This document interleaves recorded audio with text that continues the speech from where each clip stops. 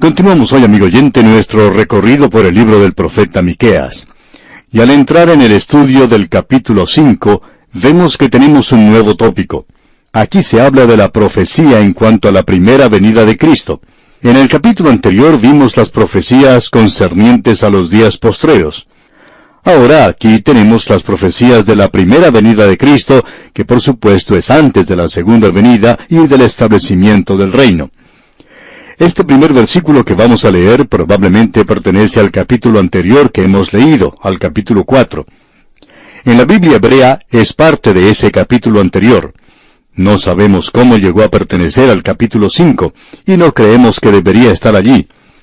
El primer versículo, pues, de este capítulo 5 dice: «Rodéate ahora de muros, hija de guerreros. Nos han sitiado. Con vara herirán en la mejilla al juez de Israel». En nuestro estudio anterior usted recordará que vimos que Miqueas describe al principio del versículo 9 del capítulo 4 la cautividad babilónica, y luego proyecta eso a los días postreros, es decir, al período de la gran tribulación y la guerra de Armagedón.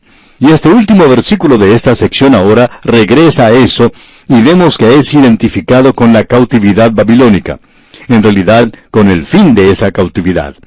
Y la referencia que tenemos aquí no es al Señor Jesús. Hay aquellos que opinan que el Señor Jesús es mencionado aquí en el versículo 1 cuando dice: «Con vara herirán en la mejilla al juez de Israel».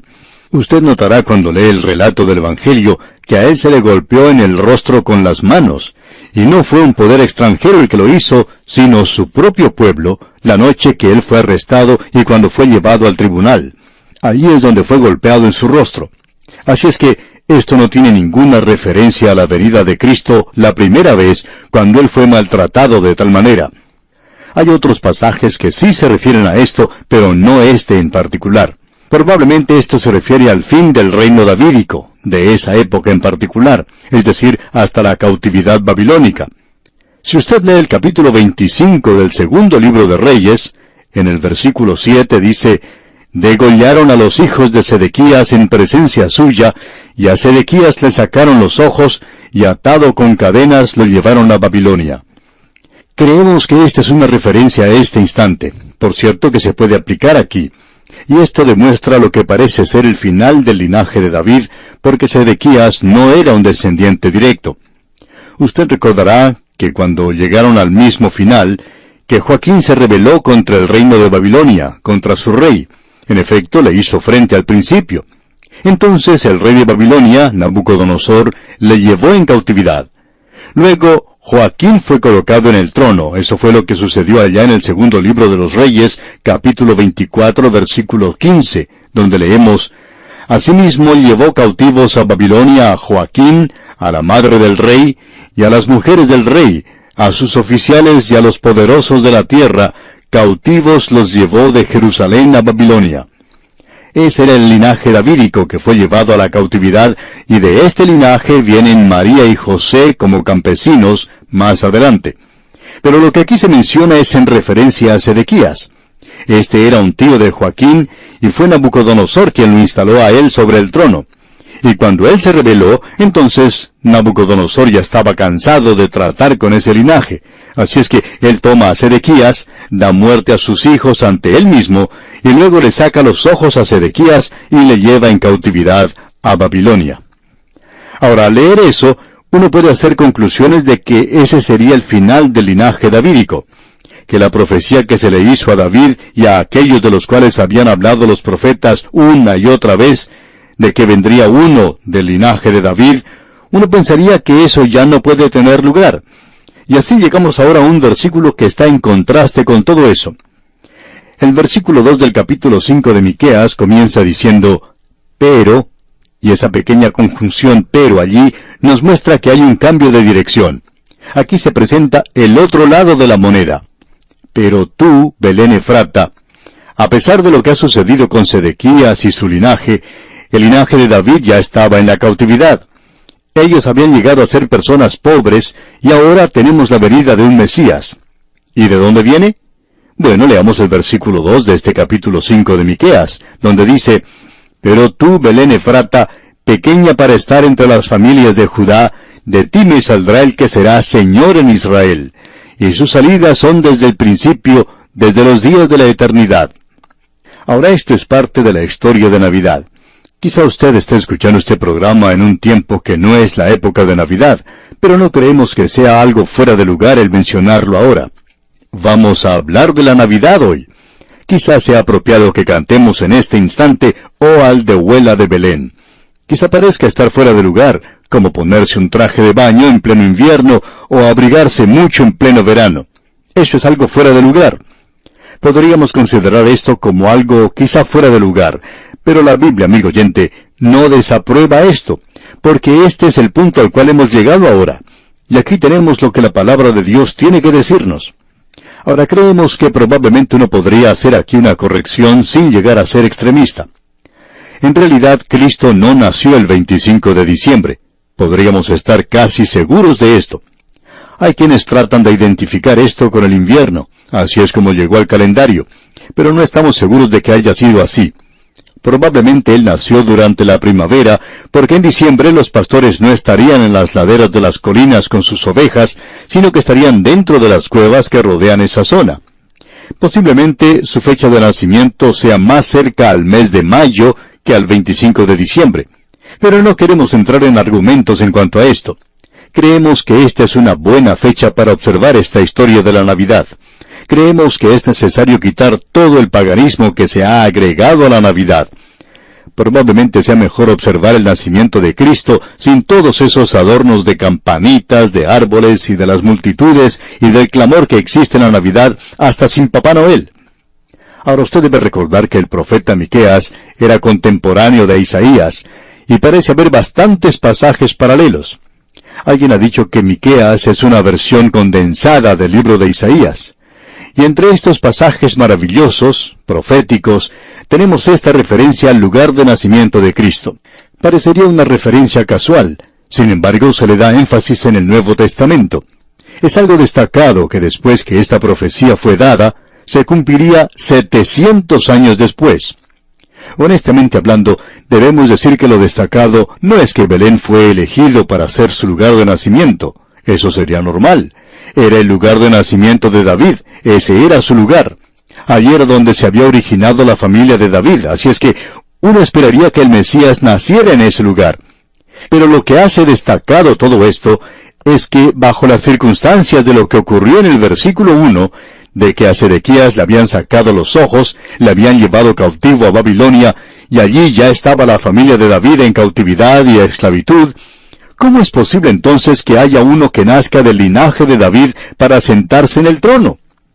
Bueno, él dice aquí en el versículo 2 del capítulo 5 de Miqueas, «Pero tú, Belén Efrata, pequeña para estar entre las familias de Judá». Ahora lo que hace de Belén algo interesante es esto, que aunque esa era la ciudad de David, el lugar apropiado para el nacimiento de un rey, y la mayoría de los descendientes de David habían nacido en Jerusalén, esa era la ciudad capital, pero él iba a nacer en Belén, la ciudad de David. Ahora, ¿cómo podría suceder eso? Bueno, el evangelista Mateo une 4 profecías que no están relacionadas la una con la otra. Él tenía que nacer en Belén, y eso parece estar fuera de contexto, porque iba a haber un llanto fuerte en Ramá, al norte de Belén. Él iba a ser llamado de Egipto. ¿Y cómo iba él a llegar a Egipto? Él es llamado de Egipto, y tiene que ser llamado un nazareno, evidentemente por la forma de vivir que tenía. Pero él iba a recibir ese nombre viviendo en Nazaret en esa época. Ahora bien, ¿cómo se puede juntar todo esto? Bueno, de la forma en que Mateo relata la historia, eso ocurre sin forzar las circunstancias y las cosas sucedieron de forma normal y natural. Y permítanos cambiar esa expresión para decir que sucedieron en una forma sobrenatural, porque Dios era quien estaba dominando todo eso. Leamos ahora una vez más el versículo 2. «Pero tú, Belén Efrata, pequeña para estar entre las familias de Judá, de ti me saldrá el que será Señor en Israel». Ahora, aquel que había sido prometido a David, y aquel de quien los profetas tomaron como himno lema del Antiguo Testamento, sería aquel que vendría del linaje de David y ocuparía el trono de David, y quien llegaría a hacer ciertas cosas sobre esta tierra que ningún otro podría hacer. Y ya vamos a ver esto más adelante en este capítulo, ya que no vamos a poder hacerlo hoy. Pero queremos que usted note esto, amigo oyente. De ti me saldrá el que será Señor en Israel. Ese es un lenguaje un poco extraño. Escuche lo que dice la parte final del versículo 2. Y sus salidas son desde el principio, desde los días de la eternidad. Él va a salir de Belén, una ciudad muy pequeña al sur de Jerusalén, quizá entre 10 y 15 kilómetros de distancia. Pensamos que quizá 10 kilómetros es un poco más acertado. Pero él vendría de Belén. Pero notemos quién es él. Dice, sus salidas son desde el principio, desde los días de la eternidad. Eso es algo muy destacado, por cierto. Ahora, un contemporáneo de Miqueas, como hemos dicho, era Isaías. E Isaías verifica esto. Él dice, he aquí que la Virgen concebirá y dará a luz un hijo. Y luego él tiene algo más que decir en cuanto a esto. En el capítulo 9 de su libro, versículo 6, dice Isaías, porque un niño nos es nacido, hijo nos es dado. Ahora notemos lo que Isaías está diciendo. Un niño nos es nacido. Esto se refiere a su humanidad. Hijo nos es dado. No dice, hijo nos es nacido, sino que es dado. ¿Por qué? Porque Él es aquel que viene desde la eternidad. El salmista tiene algo que decir en cuanto a esto, de quién era Él. Allá en el Salmo 90 leemos, antes que naciesen los montes y formases la tierra y el mundo, desde el siglo y hasta el siglo, tú eres Dios. Note usted, desde el siglo y hasta el siglo. El idioma hebreo es un idioma que describe esto de una manera muy vívida. Desde el punto de desaparición del pasado hasta el punto de desaparición en el futuro, tú eres Dios. Uno puede pensar tan lejos como le sea posible hasta que no pueda pensar más allá. Bueno, Él es Dios. Él sale de la eternidad, puede encontrarse con usted. Y luego, eso también se puede referir hacia el futuro, hacia la eternidad. Así es que, lo que Miqueas nos está diciendo aquí es algo de significado tremendo. Él nació en Belén hace un poco más de 2000 años, pero sus salidas son desde el principio, desde los días de la eternidad, desde los siglos allá en el pasado hasta los siglos venideros. ¿Quién es? Bueno, desde el siglo y hasta el siglo, tú eres Dios. Y eso no termina nunca, amigo oyente, y veamos algo más en cuanto a esto. En el capítulo 8 del libro de Proverbios, usted recordará que cuando estábamos observando esto en este pasaje de Salmos y Proverbios, destacamos lo que aquí se decía. En el capítulo 8, versículo 23 de Proverbios dice, eternamente tuve el principado desde el principio. Aquí se está indicando que él fue ungido. Dice, fui ungido desde el principio, antes de la tierra, antes de los abismos fui engendrada, antes que fuesen las fuentes de las muchas aguas. Antes de que ocurriera cualquier creación, Él ya era Dios. Sin embargo, Él vino a la creación, a un lugar muy pequeño, por cierto, a un pueblo llamado Belén. Y quizá uno se pueda confundir con otro Belén que estaba un poco más al norte. Por tanto, Él lo identifica como Belén Efrata, la ciudad de David, donde nació David. Pero el Mesías iba a salir de ese lugar, y el versículo 2 dice, y sus salidas son desde el principio, desde los días de la eternidad.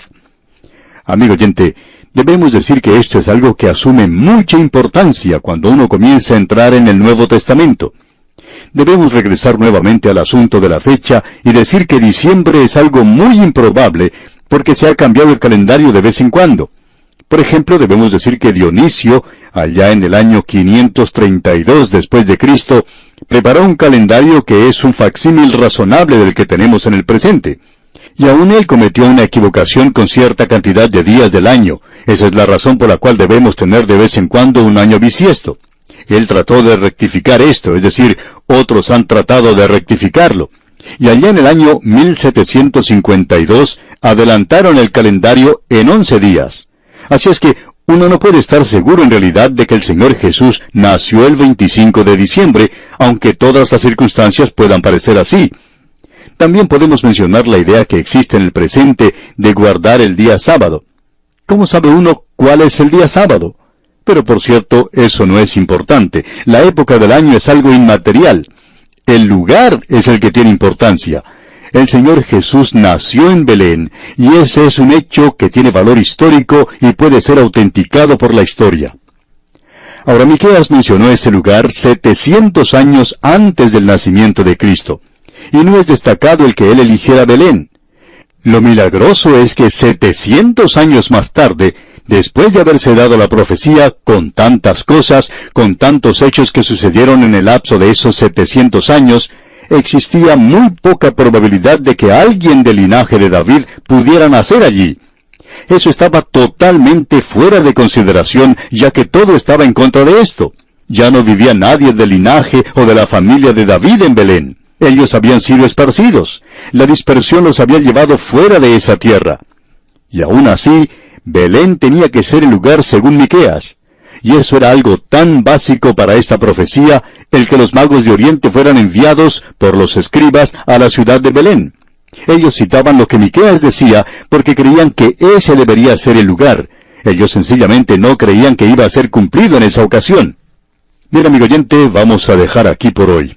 Continuaremos, Dios mediante, en nuestro próximo programa. Mientras tanto, le sugerimos leer los restantes versículos de este capítulo 5 de la profecía de Miqueas que estamos estudiando, para estar así más familiarizado con su contenido cuando estudiemos esta parte en nuestro próximo programa. Es nuestra oración que el Señor derrame sobre usted sus abundantes bendiciones. Continuamos hoy, amigo oyente, nuestra marcha por el libro de Miqueas, y estamos en el capítulo 5, y vamos a continuar viendo hoy lo que comenzamos a ver en el programa anterior. Debemos regresar un poquito a ver lo que vimos antes para unir esto con nuestro programa anterior y tener una mejor idea de lo que está ocurriendo aquí. Dijimos que el versículo 1 del capítulo 5 en realidad pertenece al capítulo 4. Así es como se nos presenta en el texto hebreo en el capítulo 4. Pero eso revela la condición de la familia de David en la época de la cautividad babilónica. Ellos habían ido a la cautividad, y Sedequías, quien era de la familia de David, pero era nada más que un tío del rey Joaquín, había sido llevado a la cautividad también, y los conquistadores le habían sacado los ojos. Todos los hijos de Sedequías también fueron asesinados. Ahora alguien podría llegar a la conclusión de que este era el fin de la familia de David. Pero allí no terminó la familia de David. Vimos en el versículo 2 que en Belén habría de nacer alguien en el linaje de David.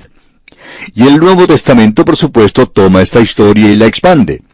Primero el evangelista Mateo, luego Lucas, nos dan la historia de cómo Belén era el lugar donde nació Jesús, quien era de la casa y familia de David.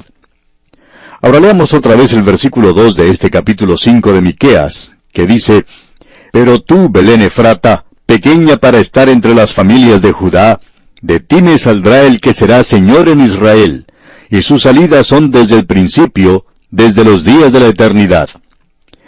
Queremos recorrer algo del terreno que no cubrimos en el programa anterior. El lugar donde Jesús debía nacer era Belén, y al mirar hacia atrás lo vemos como historia. Pero probablemente esto parecería algo oscuro y tenebroso para aquellos que fueron a la cautividad de Babilonia. Sería posible ahora que el Mesías viniera. Así es que Miqueas, hablando dentro de ese marco, dice: sí, Él nacerá en Belén. Y ese es el lugar. No hay nada fuera de lo común en cuanto a eso. Pero el hecho de que Cristo naciera allí, y las circunstancias que llevaron a su nacimiento en la ciudad de Belén, que son cosas muy conocidas para nosotros, nos muestran algo que es destacado, considerando lo que había ocurrido en los años intermedios desde el tiempo de la cautividad babilónica por 500 años. ¿Cómo era posible que alguien naciera allí? Bueno, si ese pequeño asno en el cual montaba María, de Nazaret a Belén, hubiera tropezado y María hubiera caído, Jesús probablemente hubiera nacido en algún lugar a lo largo del camino. Pero vamos a decir algo con mucho cuidado, amigo oyente. Y es que ese pequeño asno no podía haber tropezado. En realidad, esa era la forma de viajar más segura que ella podría haber tomado, porque ese pequeño asno no podía tropezar. Ahora esperamos que esto no lleve a nadie a tomar un punto de vista fanático en cuanto a viajar. Cierto hombre que sabía que al Dr. Magee no le gustaba viajar en avión, en cierta ocasión, cuando se enteró que él iba a hacer un viaje, utilizando este medio de transporte, se le acercó y le dijo: «Hermano, yo no quiero que usted se preocupe en cuanto a este vuelo. No quiero que usted se preocupe porque yo he orado y quiero que usted sepa que el Señor me ha mostrado que ese avión no podrá caer». Bueno, el Dr. Magee no prestó mucha atención a algo así, sino que lo dejó de lado como una tontería. Ese hombre no podía saber eso, y no lo sabía. El avión, por supuesto, tampoco se cayó, y le damos gracias a Dios por eso. Pero aquí el caso es diferente. El Señor Jesús iba a nacer según lo que se había profetizado, y ese pequeño asno en el cual viajaba María era seguro. Y él tenía que arribar a la hora exacta, ya que el tiempo había sido señalado desde la eternidad. El apóstol Pablo dice allá en su epístola a los Gálatas, capítulo 4, versículo 4, «Pero cuando vino el cumplimiento del tiempo, Dios envió a su Hijo, nacido de mujer y nacido bajo la ley». El pequeño asno fue más puntual, seguro y preciso que lo que puede ser cualquier avión a propulsión en el presente. Y ahora, como vimos en el programa anterior, Miqueas nos dice dos cosas. Leamos una vez más este versículo 2. «De ti me saldrá el que será Señor en Israel». Del pequeño y humilde Belén. Este es su nacimiento, la encarnación. Tiene que ver con su humanidad. Él se cubrió a sí mismo con su humanidad en Belén. Y notemos que también dice, «y sus salidas son desde el principio, desde los días de la eternidad». Y su existencia era previa a su nacimiento, y esta es la preencarnación. Estamos hablando de la deidad de Cristo. Ya hemos visto anteriormente el hecho de que un niño nos es nacido, allá en Isaías capítulo 9. Eso es lo que Isaías dijo, eso es en Belén. Hijo nos es dado, y eso es desde el cielo. Y el Señor Jesucristo mismo dijo, salí del Padre y he venido al mundo. Otra vez dejo el mundo y voy al Padre. Notemos ahora la preencarnación, la deidad de Cristo. Miqueas dice aquí, sus salidas son desde el principio. El Padre eterno. Él les dijo a los fariseos, antes que Abraham fuese, yo soy. Y él apareció muchas veces en el Antiguo Testamento, y podemos regresar a la creación misma. Todas las cosas por él fueron hechas, nos dice el apóstol Juan, y sin él nada de lo que ha sido hecho fue hecho. Él es el Creador, porque en él fueron creadas todas las cosas, dice el apóstol Pablo en su epístola a los Colosenses. Y en el jardín del Edén, él era la voz de Jehová Dios que se paseaba en el huerto al aire del día. Él era la articulación de Dios, él era la palabra de Dios, él era la comunicación de Dios al hombre. Y uno lo encuentra a él buscando al hombre a través del Antiguo Testamento. Él se le apareció a Moisés en la zarza ardiente y le dijo, he venido a darte libertad. Él era el Redentor, y por tanto tenemos esto, desde el siglo y hasta el siglo, tú eres Dios. Pero él vino a Belén, él nació en Belén y se dice del pequeño bebé, ¿de dónde vienes tú, querido pequeño? Vengo de la eternidad al presente. Y eso es lo que en realidad ocurrió, desde los días de la eternidad hasta el presente. Pero uno no puede decir eso de su bebé y el mío. Luego se habla de su humanidad, su encarnación. De ti me saldrá el que será Señor. Y cuando el Señor fue a Belén, Él obtuvo algo que no había tenido antes. Él recibió el nombre de Jesús. Él había recibido la humanidad. Él era Jehová. Ese era el nombre de la deidad, pero ahora es Jesús y es el Salvador. Él fue a Belén para salvar. Y usted recuerda lo que los ángeles dijeron a los pastores. Lo encontramos en el Evangelio según San Lucas capítulo 2 versículo 11, donde dice, que os ha nacido hoy en la ciudad de David un Salvador que es Cristo el Señor. Mateo dijo que su nombre era Emmanuel, que significa Dios con nosotros, pero le llamaréis su nombre Jesús. Y él no puede ser Jesús a no ser que él sea Emmanuel, lo que quiere decir Dios con nosotros. Él tiene que ser un hombre para ocupar nuestro lugar, para ser nuestro representante, para morir una muerte sustitutoria. Y quizá, ya lejos de la Navidad, sin todos los ruidos que acompañan estas fiestas, podemos tener un punto de vista que no podíamos tener antes, porque estábamos tan ocupados comprando cosas para la Navidad. El Señor Jesucristo no vino a ser comprador de artículos o a hacer compras. Vino a salvar, amigo oyente. Hay quienes están tratando de quitar a Cristo de la Navidad. Pero, amigo oyente, creemos que podemos decir que ante nosotros tenemos un versículo que es realmente maravilloso. Y simplemente hemos tocado la superficie de esto. Continuamos ahora avanzando en este capítulo 5 de Miqueas, y al seguir adelante llegamos a un intervalo que tiene lugar entre el momento cuando él nació y su rechazo, hasta cuando él regrese como rey para reinar en esta tierra. El versículo 3 de este capítulo 5 de Miqueas nos dice: «Pero los dejará hasta el tiempo que dé a luz la que ha de dar a luz, y el resto de sus hermanos se volverá con los hijos de Israel». Creemos que este es un versículo maravilloso. Alguien ha dicho que este es una referencia al nacimiento de Cristo. Por cierto que habla aquí del hecho de que María padeció y dio a luz. Pero uno no puede leer este pasaje sin darse cuenta que también está hablando de la nación de Israel. Y habla no solo de su dispersión mundial, la cual les sobrevino por el juicio de Dios, sino de que ellos van a ser reunidos otra vez. Pero antes de ser reunidos, esa nación tiene que padecer dolores. Y ese padecimiento es el período de la gran tribulación por la cual deberán pasar ellos.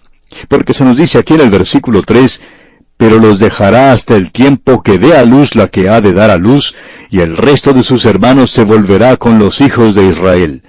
Y continúa en el versículo 4 diciendo, «Y él estará y apacentará con poder de Jehová, con grandeza del nombre de Jehová su Dios, y morarán seguros, porque ahora será engrandecido hasta los fines de la tierra». Él es presentado aquí como el pastor que los alimenta. Amigo oyente, Él es el pastor de la iglesia, y Él también es el pastor de la nación de Israel. Y Él es aquel que traerá a esta tierra lo que este mundo necesita. Uno habla de un regalo de Navidad. Bueno, cuando Él venga a esta tierra, entonces sí que traerá un regalo de Navidad. Y en el versículo 4 aquí vemos que Él es el pastor, aquel que fue rechazado, aquel que nació en Belén. Y Él va a alimentar a su rebaño. Y no podemos pensar de ninguna otra cosa más maravillosa que el hecho de que Él es el pastor de su rebaño. Recuerde que Él dijo que tenía otras ovejas que no eran de su rebaño, pero eran de esta manada. Y eso habla de su cuidado, de su protección y de su salvación. En realidad, Él es el buen pastor que da su vida por sus ovejas. Y Él es el gran pastor que cuida sus ovejas hoy. Eso lo tenemos allá en el Salmo 23. Y Él es el príncipe de los pastores que vendrá algún día. Y a propósito, todo su ministerio se presenta bajo el cargo de pastor. Y los gobernantes de Dios eran todos hombres que habían sido adiestrados como pastores, es decir, los principales. Moisés, por ejemplo, era un pastor antes que Dios le hiciera pastor de su pueblo. David era un pastor antes de llegar a ser el gran rey que fue. Ahora, ¿qué es lo que Él va a traer como ese gran regalo de Navidad? Bueno, vamos a tener que seguir leyendo. El versículo 5 de este capítulo 5 de Miqueas nos dice, «Y este será nuestra paz, cuando el asirio viniere a nuestra tierra, y cuando hollare nuestros palacios, entonces levantaremos contra él 7 pastores y 8 hombres principales». Hay varias cosas que se presentan aquí que debemos notar. Pensamos que el asirio, como vimos allá en el libro de Isaías, presenta o destaca al enemigo que vendrá en los días postreros. Creemos que deberíamos presentar esto en plural en lugar de singular. Cuando los asirios vinieren a nuestra tierra y cuando hollaren nuestros palacios. Ellos eran tan brutales, y fueron ellos los que tomaron el reino del norte y lo llevaron a la cautividad. Y aquí Miqueas dice que levantará 7 pastores y 8 hombres principales. Ahora no queremos entrar en las matemáticas, pero es interesante lo que uno descubre al estudiar la palabra de Dios, que a veces se le da énfasis a ciertos números en las Sagradas Escrituras, especialmente a estos dos. Por ejemplo, tenemos en el libro de Proverbios, en el capítulo 6, versículo 16, que dice, 6 cosas aborrece Jehová, y aún 7 abomina su alma. Es interesante notar cómo se ha desarrollado esto. También vemos que se utiliza en Eclesiastés, pero no podemos dedicar el tiempo para desarrollar este aspecto en particular aquí. Pero sí podemos notar que Dios los librará a ellos y será una liberación total. Quizá deberíamos leer en el libro de Eclesiastés allá en el capítulo 11, versículo 2, y ver lo que se nos dice por un momento. Dice, reparte a 7 y aún a 8, porque no sabes el mal que vendrá sobre la tierra. En otras palabras, esto señala que Dios ha provisto adecuadamente, y creemos que ese es el pensamiento que se nos da aquí. Cuando venga el enemigo, Dios estará listo para cuidar de los suyos. Ahora notemos lo que dice el versículo 6 de este capítulo 5 de Miqueas. Y devastarán la tierra de Asiria espada, y con sus espadas la tierra de Nimrod, y nos librará del asirio, cuando viniere contra nuestra tierra, y hollare nuestros confines. Como se puede apreciar, esto mira hacia el futuro, hacia aquel que es el pastor, aquel que nació en Belén. Él vino antes en humildad, y necesitamos notar eso, que dice que Él se humilló a sí mismo. Nosotros no hacemos eso. A veces son las otras personas las que nos humillan. Pero Él se humilló a sí mismo. Y hubo un despojamiento de parte de Cristo, porque dice que Él se despojó a sí mismo. Ahora, ¿de qué se despojó Él? No fue de su deidad, porque ese pequeño bebé tan indefenso que reposaba en los brazos de su madre, podía haber dicho una palabra que hubiera causado que este universo cesara de existir. Él es tan Dios como el mismo Dios, y Él es tan hombre como el mismo hombre. Pero Él se limitó a sí mismo, y esa es una limitación propia. Eso es aquello que Él hizo voluntariamente. Nosotros no nos limitamos a nosotros mismos voluntariamente, sino que al contrario, nos ensanchamos. Nosotros somos agresivos, queremos ganar, queremos estar en la cumbre. El hombre es egoísta, centrado en sí mismo. Pero Él es el pastor, Él vino a Belén. Esa no era una ciudad real, esa no era la capital. Él nació en un pesebre, y ese no es el lugar para que nazca un rey. Pero Él vino y se humilló a sí mismo. Él vino de esa manera. Y Él es el pastor. Él vino como pastor para morir por su pueblo. Él vino como pastor hoy para cuidar a sus ovejas.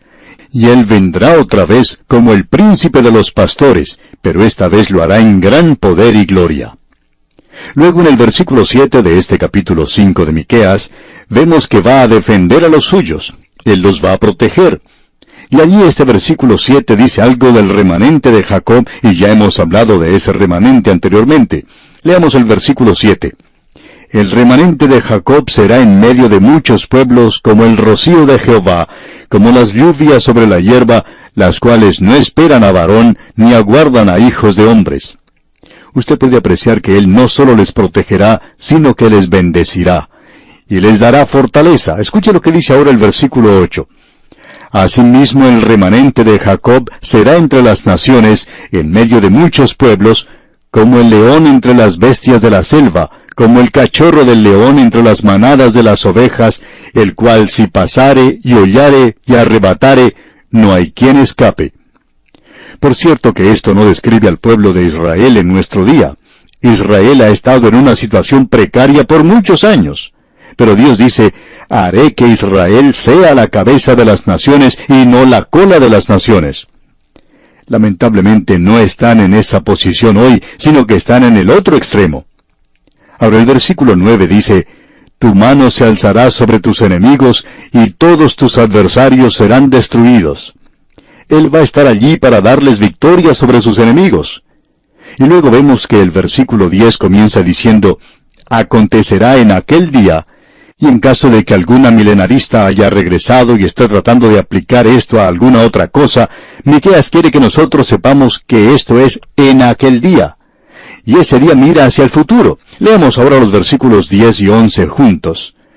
Acontecerá en aquel día, dice Jehová, que haré matar tus caballos de en medio de ti, y haré destruir tus carros. Haré también destruir las ciudades de tu tierra, y arruinaré todas tus fortalezas. Ahora, ¿por qué hará Él eso? Bueno, porque ellos no van a necesitar más de estos instrumentos de guerra. Él está trayendo la paz a la tierra.